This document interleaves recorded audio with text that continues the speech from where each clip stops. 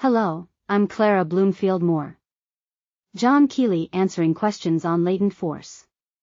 Recently some questions, propounded to Mr. Keely by a scientist, elicited answers which the man of science admitted were clear and definite, but no physicist could accept Keely's assertion that incalculable amounts of latent force exist in the molecular space, for the simple reason that science asserts that molecular aggregation is attended with dissipation of energy instead of its absorption.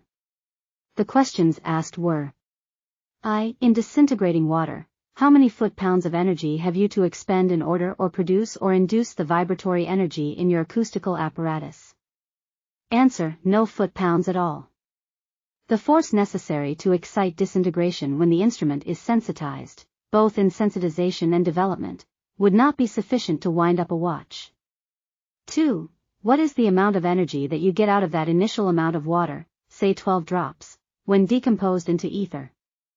Answer: from 12 drops of water a force can be developed that will fill a chamber of 7-pint volume no less than 6 times with a pressure of 10 tons to the square inch.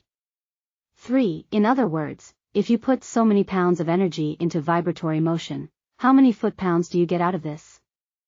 Answer: all molecular masses of metal represent in their interstitial molecular spaces incalculable amounts of latent force, which if awakened and brought into intense vibratory action by the medium of sympathetic liberation, would result in thousands of billions more power in foot-pounds than that necessary to awaken it.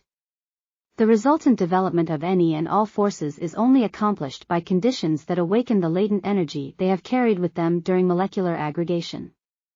If the latent force that exists in a pound of water could be sympathetically evolved or liberated up to the 7th subdivision or compound interetheric, and could be stored free of rotation, it would be in my estimation sufficient to run the power of the world for a century.